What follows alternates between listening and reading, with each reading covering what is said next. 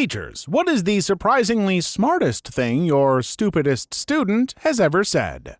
When I was teaching grade 5 a few years back, I had a student who really struggled academically and misbehaved a lot. During one of his punishments, which was washing dishes with me from our morning breakfast time, I straight up asked him why he kept getting into trouble. The boy admitted that he just knew that if he misbehaved, he would get to spend time with me one-on-one, and we would talk about life and his hobbies and such. I found out later on that his father had been incarcerated for pretty much the entirety of the boy's life. So the stupidest and most misbehaved kid in the class was actually just playing the system the whole time and really just needed a positive male role model in his life. After that, I told him he didn't need to act up in order to spend time with me. He could just ask for extra responsibility and I would give it to him. He was mostly better behaved after that.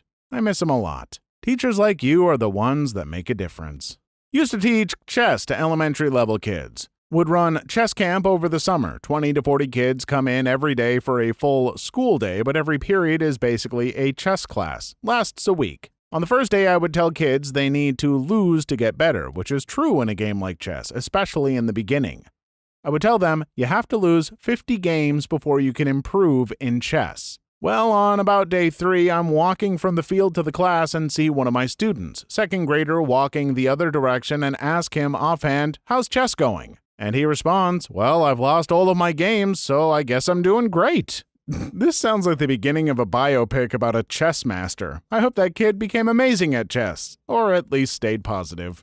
I teach first grade, so many not as dramatic as other replies. I had a kid who is kind of never quite paying attention. We read a Dinosaur book and were answering very basic first grade questions in the back of the book. I literally had a brachiosaurus and said, the dinosaur's legs are A, long, B, short. He pretty much got stuck here and didn't move on. To me, it was the easiest question in the book, but some of the students are low-level English learners, so it is possible he just couldn't understand the words long or short. After like 7 minutes of doing my rounds and assisting other students, I came back to him. He had written in, C, long and short are both opinion words. In a college music history class, we were discussing the differences in sound between a harpsichord from the high school Baroque and today's grand piano. One student who normally contributed little said, "The reason the two instruments sound so different is because harpsichord strings are plucked by quills, whereas piano strings are struck by hammers, and you'd make different sounds too if plucked or struck." I'm teaching English as a foreign language, and one of my students hasn't been attending for a year. When he finally came, I gave him an essay to write. He wrote it in perfect German because he thought that we were studying German. The guy had been learning German all year long only to learn that we were studying English. This is both the smartest and the stupidest thing I can imagine. In high school, I took 3 years of German, and then in my senior year, I switched to Italian for some reason. The same teacher taught both Italian and German. At one point during the year, we had a basic homework assignment, just simple questions that we were supposed to write answers for, you know the type, making sure we can read basic Italian words and respond with basic ones. I answered the entire thing in German by mistake. He did give me full marks on it because he said in order for me to do that and do it correctly, it was obvious that I was understanding the Italian, translating it to English, and then translating that to German, so it did show an understanding of the language. I had to keep reminding myself the rest of the year to make sure I was, in fact, writing in the correct language. There's a part of me that wants to say, how the hell do you look at Italian and write German without realizing it? But just the other day, I had to take 3 trips to the basement to grab more toilet paper for the upstairs bathroom because I forgot the first 2 times when I got downstairs. Elementary school. I worked in the school admin office for a while. We had a cop come in to speak to the kids, basically to warn them on the dangers of strangers and random people speaking to them in the street. The cop was great and told the kids how they should always be careful and that some bad men might take them away from their mummies and daddies. One kid puts his hand up and asks the question, "So what will happen if we go with one of these strange men?" The cop wasn't prepared for that question and just said how sad it would be and how his parents would miss him. A few days later, a new buzzword was going around the school which phonetically sounded like pedophile. The kid had looked up online or spoke to someone and then told the other kids in school about what these bad men do. It scared the hell out of some of the kids, and the principal had to come to each class to calm the kids down. That kid probably did more to make sure no one left the school with a stranger than the cops. As a student, I remember my teacher telling a story in grade 12 English about the only essay he thought deserved more than 100% on a provincial exam. The subject was being independent. This student seemed to be writing a totally off-topic and garbage essay. To start, he wrote it as if in a Quebec French accent. For those of you who don't know, the stereotypical accent puts H's where there aren't any and takes them away when they are supposed to be there, e.g., air instead of hair. Or instead of the, it would be duh or de. Anyway, this essay was about a fisher who had died while on the ocean fishing. It was written from his point of view, watching his fiancée grieve over his death. She would constantly look at his picture and a pendant he gave her for their anniversary. Eventually, she started dating again, and while melancholy, he was glad for her. He watched her life grow with this new man, and as he watched through the window and she looked at his picture again, he was happy for the new man. He was happy the man made her happy, but there was something he would always have that the man wouldn't. He would forever be independent. That whole however many word essay for a single pun. I couldn't believe it. Too long didn't read, guy had the balls to write an essay worth 30% of his grade, seemingly off topic, ending in a pun, and aced it because the teacher had a sense of humor. I didn't see where that story was going until we got there, and I loved it. That kid deserves full marks and frankly sounds like he's got a future in writing. I have a student in my class with autism. He's very high functioning, but he is a couple years behind his grade level. We were discussing the American Revolution, and one of the vocab words we had was tyrannical leader. I jokingly told the class that if I was ever the leader of the country, that's the kind of leader I would be. And I went on to say that all of your teachers would be that way too. Most of the class looked at me blankly, but this one kid with autism understood what I was saying and looked at me, and while trying to contain his laughter, says, "Well, that's because all teachers have a superiority complex." I just couldn't help but laugh in front of the class for the next 5 minutes. Please like and subscribe if you've made it this far. I hope you'll enjoy the rest of the video and have a wonderful day. My favorite student of all time in my 9 years of teaching was a kid named Logan. Logan was this giant kid, tall as I was, 5'2", in the 5th grade and massive. Logan also had an information processing learning disability. He processed information more slowly than most people.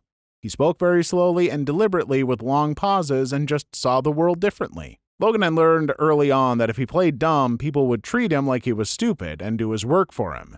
He had this look he would put on his face, mouth agape, lower lip hanging down, legit drooling, eyes unfocused, and he would refuse to speak to you. I figured that out really quickly, and after 2 times of me making him talk to me at recess when he refused in class, he didn't pull that look with me anymore. It was a complete facade. Anyway, because of how Logan processed the world, he would spend his recess slowly walking the grounds and picking up anything interesting he found. He found things no one else would find, coins, sequins, a box of sewing machine spools, etc. And he'd bring them for us teachers if he didn't know what they were or just wanted to share them with us. So one day at recess, he comes up to me and the other teacher at recess duty with me, and he's holding a condom wrapper.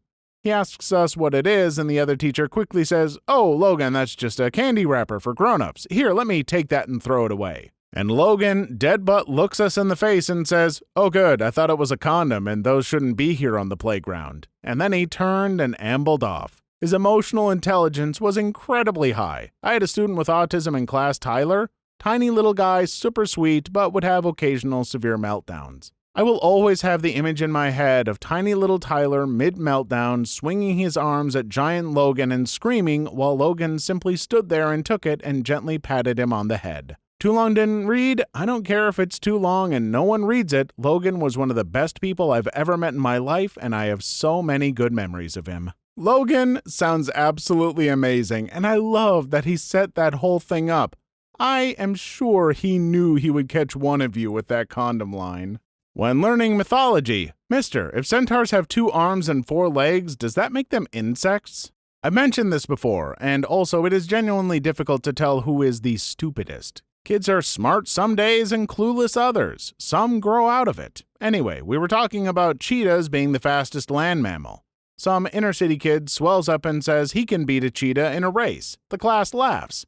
Kid doesn't let it go. Finally, he just says, "I can beat a fat cheetah in a race." I'm just thinking, maybe. I hate the word in describing this kiddo, and it wasn't so much what she said, but did. She certainly wasn't stupid, but as an at-risk youth counselor, I can say she was very low-functioning. She went AWOL one night out of the blue. Not one staff saw her leave. Usually when this happens, kids go do dumb stuff like going to a park to drink and smoke, teenage stuff. Well, we didn't see her for 2 days. We finally got a phone call from a person who had taken her in 400-some miles away. When she got back to our facility, she had this nervous look, knowing I was going to scold her. I didn't. I was so impressed. I asked her how she did it, and she said she kept hopping buses. I guess none of the drivers had the heart to kick her off, so there she went. I took a very big risk in the fact that I congratulated her on her journey. Her eyes lit up, and when I told her she had managed to travel farther than any kid that had ever gone AWOL, she never did it again and actually graduated the program with success. Still a booger, but I'll always remember that booger. Sometimes you've just got to treat a person with respect. It's something I wish more people in your position would realize. I don't want to be dumb like my mama, teacher at an inner-city school for a time where almost all the students had free breakfast and lunch. Lots of the kids realized and knew they were in a no-win situation and a downward spiral in terms of education and situation in life. Quite a number of them tried their damnedest, though, to get out of it. Lots of times the kids don't know what is awaiting them at home. Many parents don't read to their kids or help them with homework. Many just can't because they themselves barely have an education, or they are in just bad situations. One student came in and said their mama chose to pay the cable bill over the hot water bill. Later, the same mom chose to pay her cell phone bill over electricity. And that student had enough and decided to start studying and to climb out. There is hope. I don't know if this counts, but I was teaching a public speaking class. It was mostly 9th grade. They were all nervous about their first big speech, and I tried to ease their nerves by saying, "I promise, giving a speech won't kill you." Then, some kid shouted, "Do you know how many people in history have died while giving a speech?" 2 incidents come to mind. Kids, 10 and 11 years old, having a disagreement on their group assignment. I instinctively call out the troublesome kid whose whiny voice is ingrained in my brain and is the first voice I notice. He jumps up and screams that his group are egotistical a-holes who can't even decide on a topic 2 days into their assignment. Was impressed by his vocabulary, but more so that the small amount that had been done on the assignment already was completely his. Still, had to send him to the principal. I was on prac in a class of 7 to 8-year-olds. A pair of girls gave me a drawing and said I was really pretty. Another girl who seemed to be from a lower-class family compared to her classmates and had learning delays heard this and came up to me saying, "I don't think you are pretty." I was taken aback, but kids are kids and don't always have filters. She saw the look on my face and followed up quickly saying, "I think you are kind and smart. Being pretty doesn't matter. Girls can be more than pretty. Are you going to stay as our teacher forever?" And that was the moment I knew this profession was for me. Please leave your story in the comments. I would love to make a video on them in the future. Also, don't forget to like and subscribe.